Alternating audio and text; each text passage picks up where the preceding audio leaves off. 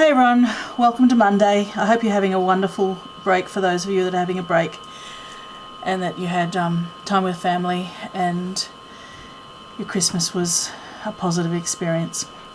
I want to just quickly show you some of the diamond art today. It's not for our stitches, but I've been a little bit amazed at just how relaxing and calming this is. You get into this really meditative type of almost rhythm. It's almost like meditating through the process. We carry 3 different sets of diamond art. The Riolis are the ones that got me started because I carry the Riolis cross stitch kits. I also took on the Riolis diamond art, which is branded Diamond Mosaic, and they take their favourite designs, their most popular designs, and turn them into diamond art. We have the ones that are the same as many that you'll see in Spotlight, the diamond art by Diamond Dots, and we carry a Leisure Art brand as well. So I just want to show you what's included in an average pack. This one was one of the Christmas ones. I was originally thinking about making this up over Christmas. As you can see, I didn't even get the box open. But anyway, it can sit there for now. But all 3 brands have fundamentally the same things, and all 3 of those brands have a high quality crystal. The 2 critical things with your diamond art packs is the strength of the adhesive that goes on the back that holds the crystals and the quality of the crystals. And although you can find them in all sorts of places for all sorts of price points, and they're perfectly fine, you know, the $2 shop ones will fill your day as well as the more expensive ones. The quality of the adhesion is important because you don't want the crystals falling off, and you do want crystals that you know are guaranteed not to be full of lead. So these 3 brands that I carry all comply with that, and I'm just going to show you what's in a typical pack, and then I'm going to show you how we create with them. And I won't finish the project today, but I'll show you the finished project at the end of before the end of the week. Alright, so let's have a look. Alright, let's have a look at what's in a typical packet. Now this one's just a tiny little one. It's great for kids, great for beginners, if you want something just a little cute, quirky project. They all have different numbers of different colours in them. This one actually, for a small piece, has quite a number of different colours. So it's one of the more complex, smaller ones. But let me show you what's actually in the pack. So they come sealed, and you get, first and foremost, most importantly, the design.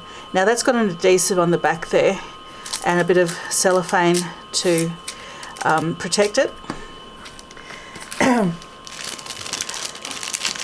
Then next most important, of course, is the crystals themselves. Now you always get a grid with the colours, so you've got that to cross-reference, and you've also got it on the side of the piece that you're working on. And then each of the colours come numbered. So you can see A07. A07 is my purple with a cross. So anywhere that I've got a purple with a cross, you'll put A07. I'm just going to open the green ones today because the other things that you get in all the kits are a series of tools. Now, the more complex your design, the bigger your bead tray is. But for these simple little ones, we've got just a small bead tray. So if I tip my green beads into my bead tray, I won't get them all over the place. And if I've got small people or pets around, they're less likely to get knocked over. Now the next thing you always get is a stylus. So you have a concave end on there that will pick up the beads, and you also get a holder. You don't have to use that, but some people prefer to use it, so it works like a bit of a pencil. You get some tweezers, so if you need to move things around a little bit, you have the tweezers. And then the final thing that I'm going to show you, they give you plastic bags as well, so because you always get a lot more beads than you start with. But now this is a little bit of wax, and if I put a little bit of wax onto my stylus, it makes picking up the beads really easy. I find I tend to start with the wax and then finish without them.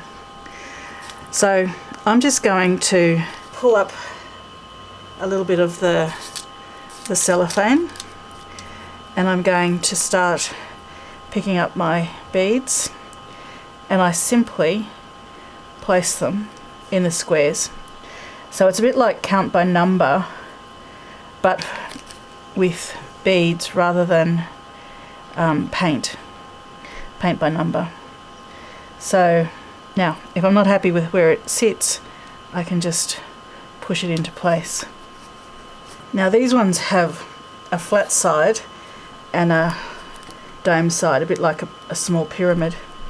So I find that if I'm having trouble with the side not being up, if I put them on the table and just knock the table a little bit, or I put less into my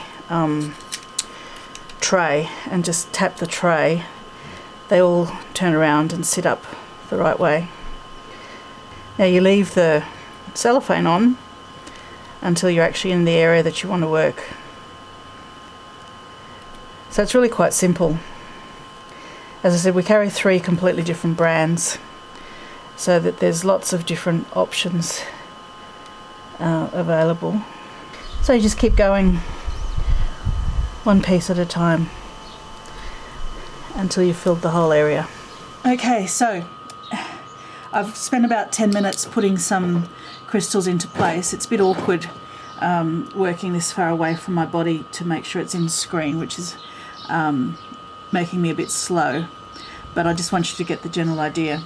I took some of the crystals out and put them in my little Ziploc bag, so I've only got a small number at a time, and what that allows me to do is I can control better and give them all a bit of shake. See how some of them are shinier than others?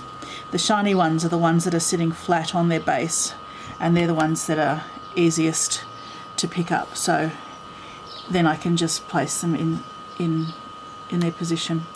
If I get something that's not quite in position, this end on the other end is really good for just edging them into place. And when I come to fill gaps in the colours, I can push that in, and also that will allow me to adjust any that are not lined up well. Now, this as a activity, I said earlier, is quite addictive. You get into this lovely little meditative groove, and the rhythm builds, and you can get quite a lot done. That was about 10-12 minutes, that section just there.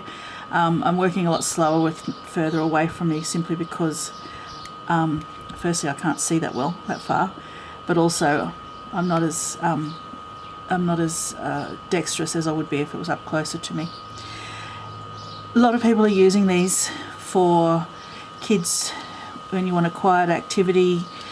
The best part is that they're not screen time, so you can sit them at the table and have a bit of fun adding the crystals.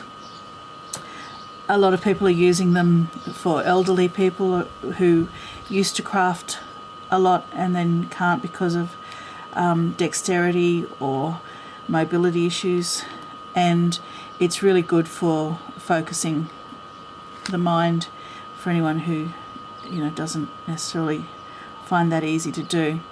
So there's hundreds and hundreds and hundreds of different designs from different complexities. You can have a look online and see what we have. You can head out to the other shops, see what they've got, and give it a go. Right, now next week I'm going to take my tiger panel that I made last week and make it into a bag. So we'll come back for the sewers next week, where we can do another sewing project, and the pattern for the shopping, it'll be a shopping bag, a reusable grocery shopping bag. So come back next week after you've had a bit of a go at the diamond dots, and we will turn orphan blocks into bags that you can use for yourself or give away as gifts. So there, what do you think of the diamond art? It's very relaxing, and once you get into a rhythm you can pick up quite a bit of speed. Anyway, that's all for today. I will chat to you on Thursday with the What's in a Box segment, and I'll see you then.